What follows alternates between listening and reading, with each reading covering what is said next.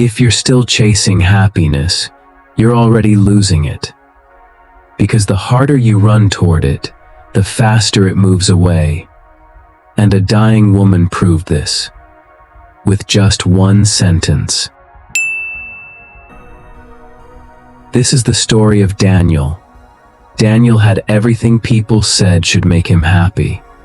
A stable job, a steady income, a life that looked fine from the outside.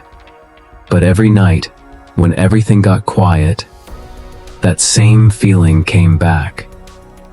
An emptiness he couldn't explain. It wasn't loud, it didn't scream, it just sat there, waiting. So he did what most people do. He tried to fix it. He worked harder, chased bigger goals, bought things he thought he needed, and for a moment, it worked. A small win, a short high, but it never lasted. Because right after that feeling came, the emptiness returned, stronger.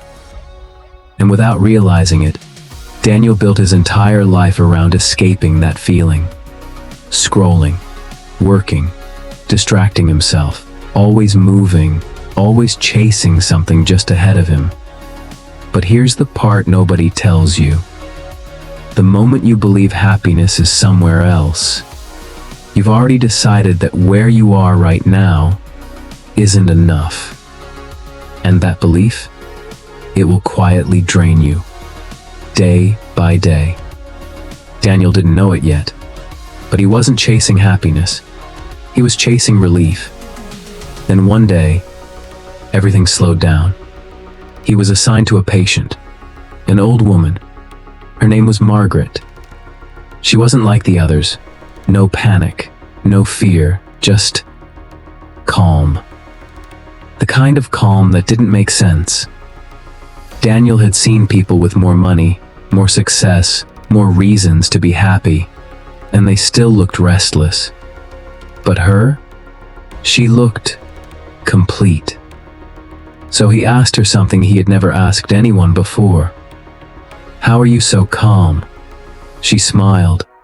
Not the polite kind, a real one. The kind that comes from understanding something deeply. "I wasn't always like this," she said. "I spent most of my life searching."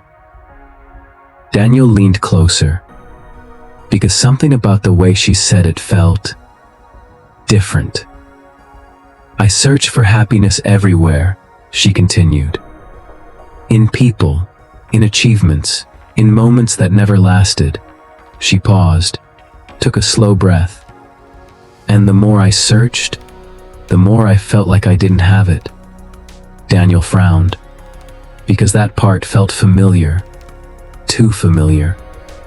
"So one day," she said softly, "I stopped." That word hit differently. Stopped? "I didn't find happiness," she continued.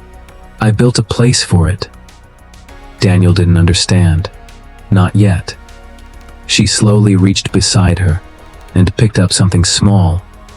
A wooden bird. Simple, worn, hand-carved. She placed it in his hand.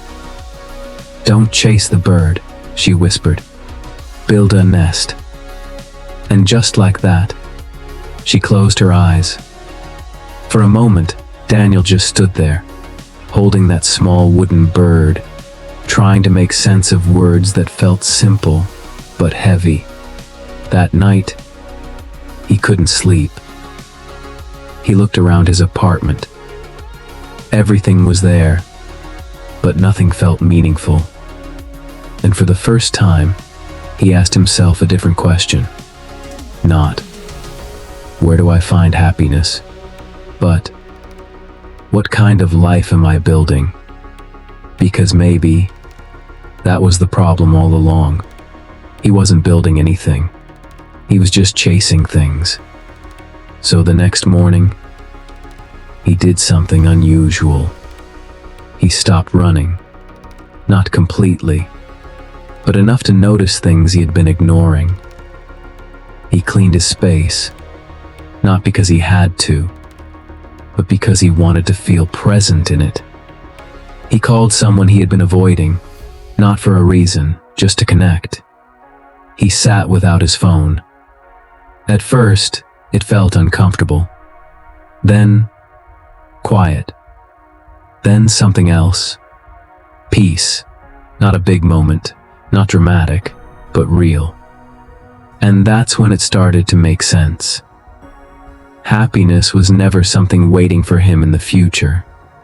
It was something that grows in the life you build every day. Margaret never chased it. She created space for it. Through small things, consistent things, real things, a conversation, a moment of presence, a life that wasn't perfect, but was intentional. And slowly, Daniel started building his own nest.